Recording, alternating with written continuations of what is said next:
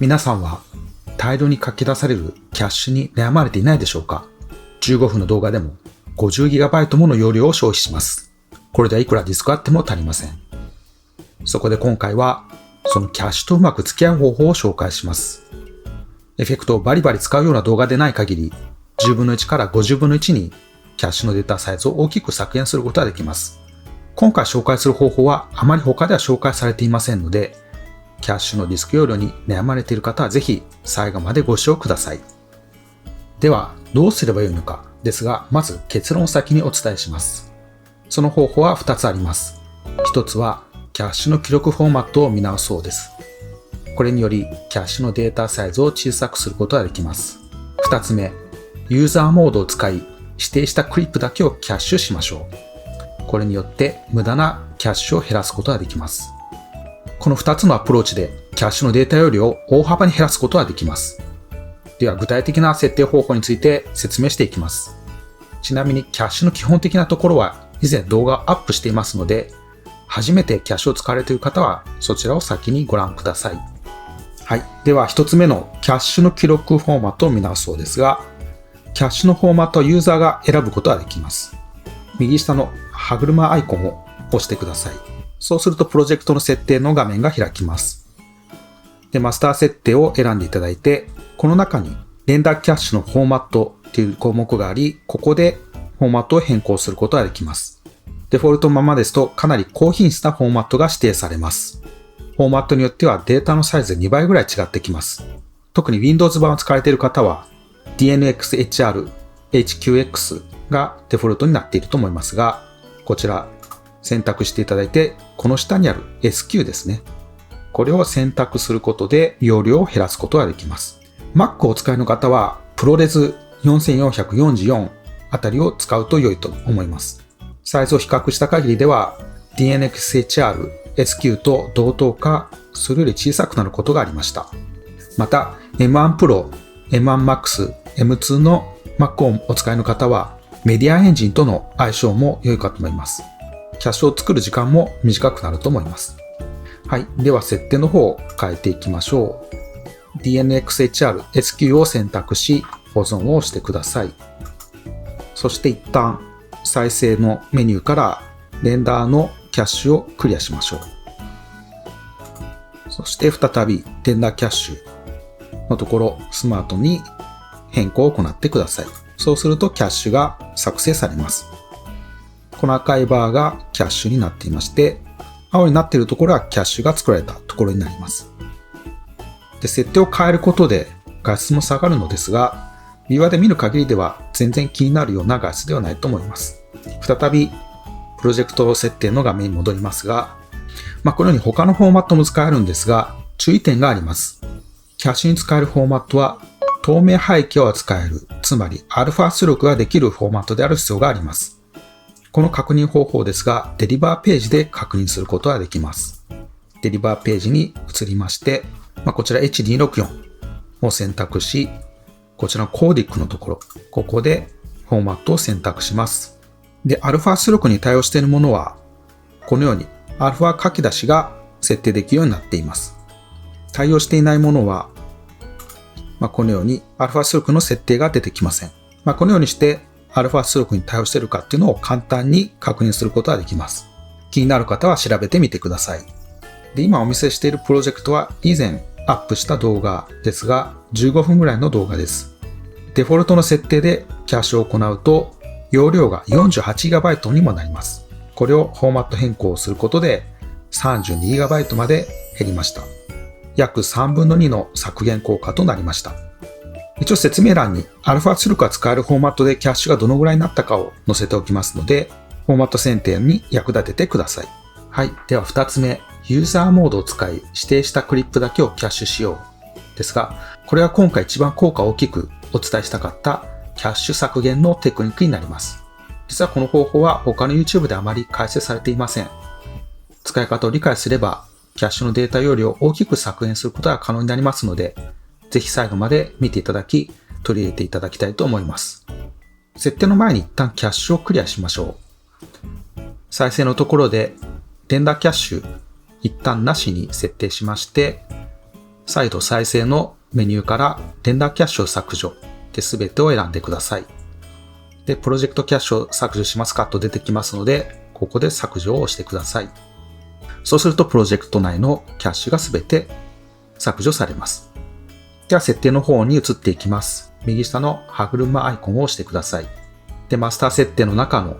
ところにありますユーザーモードのパラメータを変更していきます。で、ユーザーモードに関わるパラメータは3つあります。デフォルトではユーザーモードでフュージョンエフェクトを自動でキャッシュというところにチェックボタンがついているかと思います。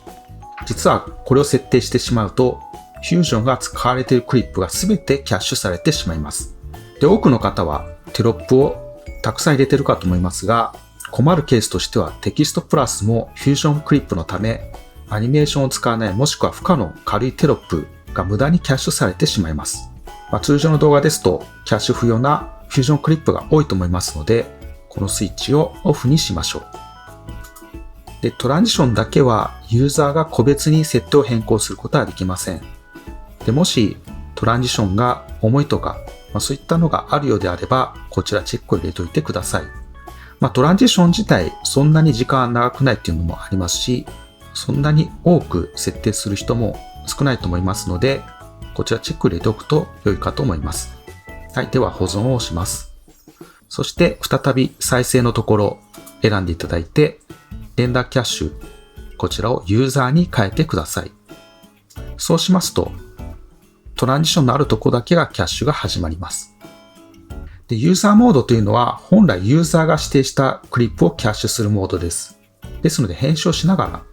カクつきがあるクリップが出てきたら、そのクリップをキャッシュしていきます。で、この動画ですと、例えばこちらですね。再生してみますと、私は1年近く使っていますので、使ってみてこのようにフレームレートが下がってカクつきが発生しています。こういったクリップに対して個別にキャッシュを設定していきます。クリップを選択しまして、右クリックを押すと、その中にフュージョン出力レンダーキャッシュという項目がありますので、こちらを自動からオンに変更してください。そうしますと、そのクリップのキャッシュが始まります。はい。このようにすることで、特定のクリップだけをキャッシュすることができます。また、カラー調整で重くなっているという場合には、右クリックして、先ほどの項目の下ですね、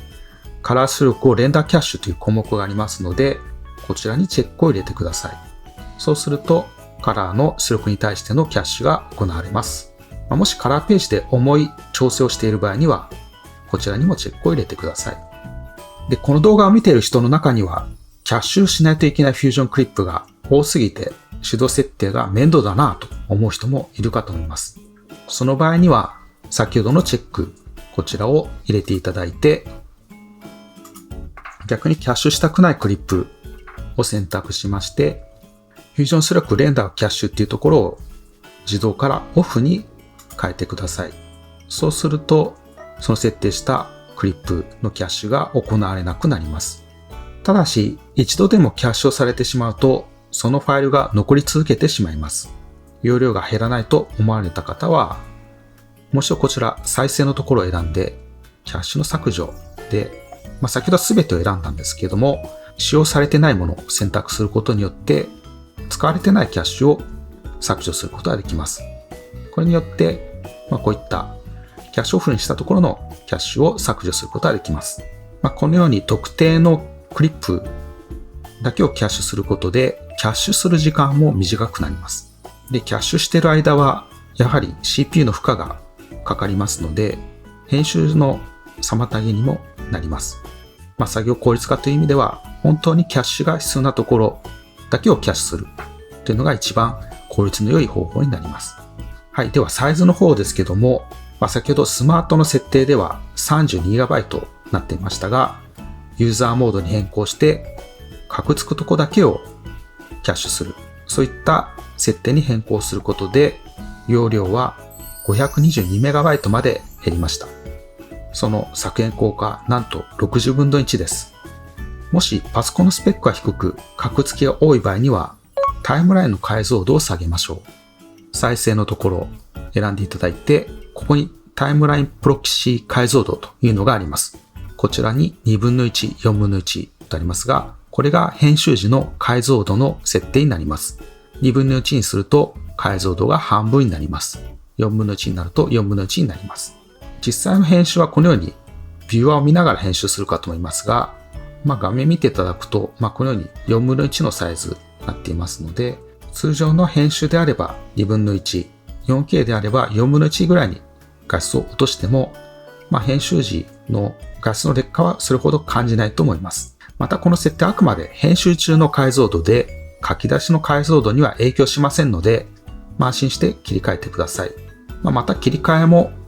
こちらで都度変えることができますので、解像度が気になる部分に関してはこちら元に戻して編集すると良いと思います。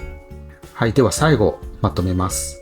キャッシュのデータ容量を削減する方法を2つ紹介しました。1つ目はキャッシュの記録フォーマットを見直そうです。DNxHR、HQX というフォーマットから SQ のフォーマットに変更することでデータサイズを3分の2に減らすことができます。で、2つ目、ユーザーモードを使って指定したクリプトだけをキャッシュしましょう。これを行うことで、カッコ付きがあるところだけをキャッシュすることになりますので、今回のケースですと60分の1に削減しました。で、この2つを合わせますと、ざっくり100分の1に削減したという結果になりました。エフェクトの数やパソコンのスペックでこの削減効果は大きく変わってくると思いますが、ぜひご自身の動画で試していただき、効果を確認してみてください。他にももっと削減効果のあるフォーマットでレンダーして置き換えたり、調整クリップを使った削減方法もありますが、今回紹介した方法だけでも十分効果ありますので、まずはこちらを試してみてください。で、試してみて、どういった効果が出たのかとか、他にも削減テクニックあるよという方はぜひコメント欄にコメントいただけると参考になりますので助かります。では今回の紹介の動画は以上となります。もしこの動画が参考になりましたら、高評価、チャンネル登録よろしくお願いします。ではまた次回の動画でお会いしましょう。